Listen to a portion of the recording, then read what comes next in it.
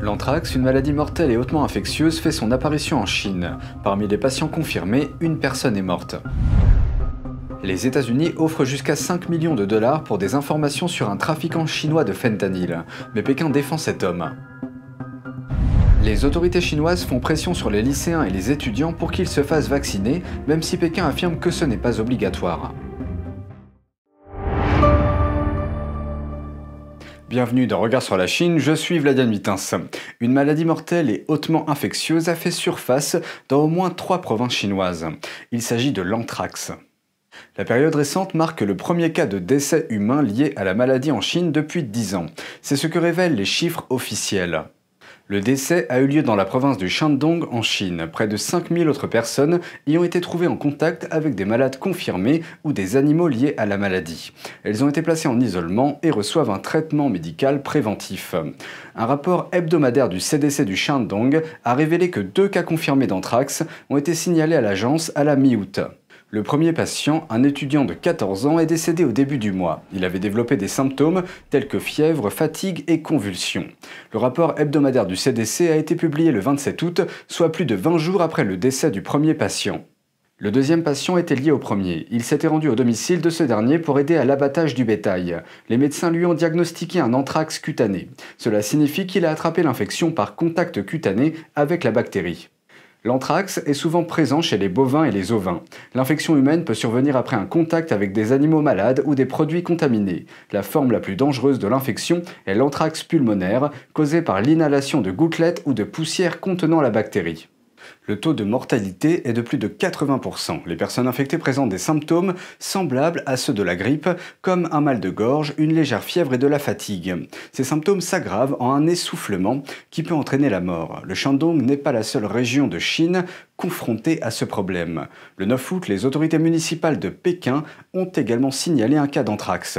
Le patient venait de la province voisine du Hebei et avait des antécédents de contact avec le bétail et les ovins locaux. Il s'était rendu à Pékin pour un traitement médical quelques jours après l'apparition des symptômes. Les médias locaux n'ont pas publié de reportage sur le suivi de la situation du patient après le traitement. Ailleurs, dans la province du Shanxi, en Chine centrale, 9 personnes ont développé des symptômes tels que des cloques, des ulcères et des taches sombres. 8 d'entre elles ont été diagnostiquées comme étant atteintes d'anthrax. Selon les autorités locales, l'origine de la bactérie n'a pas encore été trouvée. Les États-Unis offrent une récompense pour toute information sur un trafiquant de fentanyl chinois alors que Pékin le défend. Le département d'État a déclaré lundi qu'il donnerait jusqu'à 5 millions de dollars pour toute information permettant de localiser l'homme, de l'arrêter ou de le condamner. Le trafiquant chinois, nommé Jiang Jian, est un dirigeant clé d'une organisation criminelle transnationale. Il est connu pour avoir fabriqué du fentanyl et ses analogues dans au moins 4 laboratoires connus en Chine. L'organisation a également fait de la publicité pour des drogues illicites sur Internet auprès de clients aux États-Unis et au Canada. Elle aurait envoyé des milliers de commandes de produits à base de fentanyl dans le monde entier depuis ses débuts en 2013. Le fentanyl est 50 fois plus puissant que l'héroïne. S'il est reconnu coupable, Jiang risque la prison à vie et environ 13 millions de dollars d'amende. Pékin a interdit le fentanyl et ses analogues en 2019. Pourtant, mardi dernier, Pékin a défendu Jiang, affirmant qu'il n'a violé aucune loi chinoise. Il demande aux États-Unis d'annuler leurs primes. Selon une commission fédérale américaine, la plupart des produits à base de fentanyl entrant aux États-Unis proviennent toujours de Chine. Les autorités chinoises font pression sur les lycéens et les étudiants pour qu'ils se fassent vacciner, même si Pékin affirme que ce n'est pas obligatoire. Mais certains étudiants disent que la situation leur pose problème et 2 d'entre eux ont pris des mesures après avoir été forcés à se faire vacciner. Un étudiant a mis en ligne une vidéo après s'être fait vacciner. Il a dit qu'il ne voulait pas être vacciné, mais l'école l'a forcé à le faire. Il a menacé de se venger de la société s'il y avait des effets secondaires. 而是我被强制打的疫苗，并且有了副作用，我才开始报复社会的。 De nombreux internautes se sont inquiétés pour lui, le mettant en garde contre le fait de tuer des innocents. Certains ont dit que s'il devait se venger, il devrait trouver les organisations et les fonctionnaires qui l'ont forcé à se faire vacciner. Une lycéenne de la province du Henan, dans le centre de la Chine, a également exprimé sa colère après avoir été contrainte de se faire vacciner, l'école lui ayant interdit de suivre les cours sans vaccin. Vendredi, elle a déclaré en ligne qu'elle quittait le Parti communiste chinois et ses organisations affiliées. Elle a publié cette déclaration sur un site web géré par la version en langue chinoise de The Epoch Times. Cet étudiant fait partie des 380 millions de Chinois qui ont renoncé à leur soutien envers le régime chinois sur ce site. La plupart d'entre eux utilisent un pseudonyme pour protéger leur identité et assurer leur sécurité ainsi que celle de leur famille en Chine. L'étudiante a écrit qu'elle ne veut pas se faire vacciner car personne ne connaît suffisamment le virus, mais le PCC contraint les gens à se faire vacciner. Elle ajoute que le Parti communiste chinois considère les gens comme des rats de laboratoire. Elle a déclaré qu'elle admirait les personnes vivant hors de Chine qui pouvaient manifester dans les rues pour défendre leurs droits. C'est cette admiration qui l'a poussée à publier sa déclaration de démission du PCC. Travail forcé, torture, meurtre et suppression de la liberté religieuse. C'est la vie quotidienne dans une prison chinoise. Un prisonnier de conscience nous raconte ce qu'il a vu à l'intérieur d'une prison. Un homme prend la parole pour raconter son histoire après avoir été enfermé dans une prison chinoise.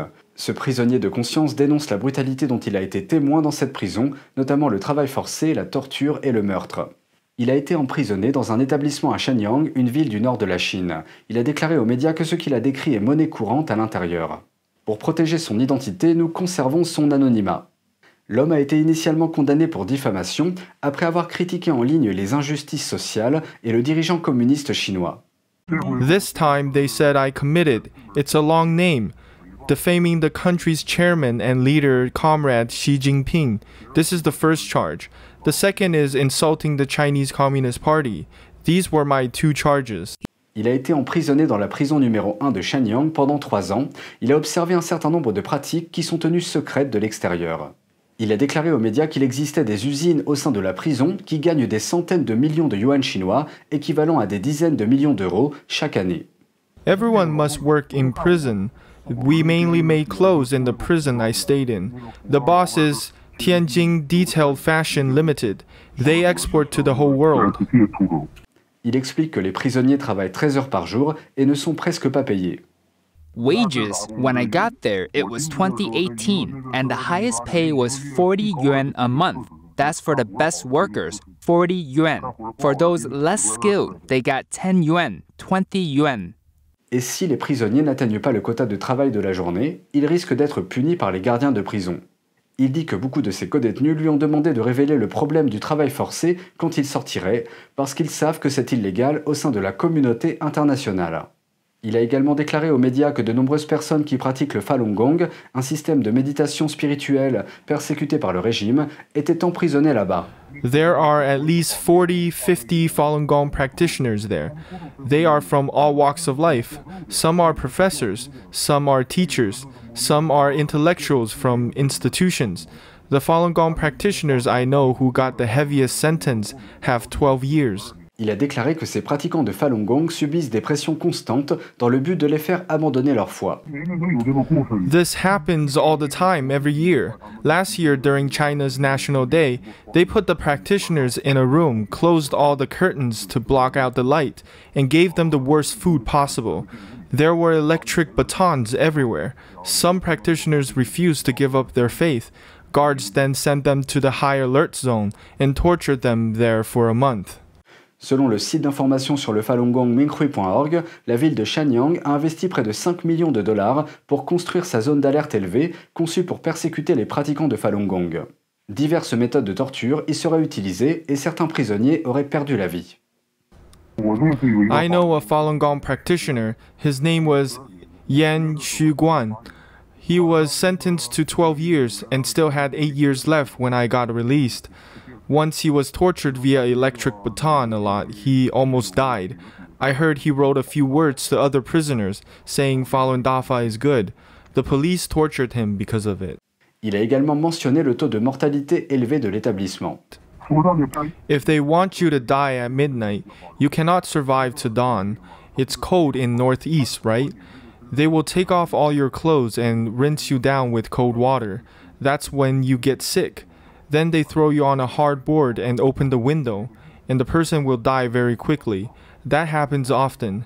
Everyone in the prison knows it. Il ajoute que les vidéos publiées en ligne montrant des gardiens sauvant des prisonniers en cas d'urgence ou appelant des ambulances pour eux sont toutes fausses.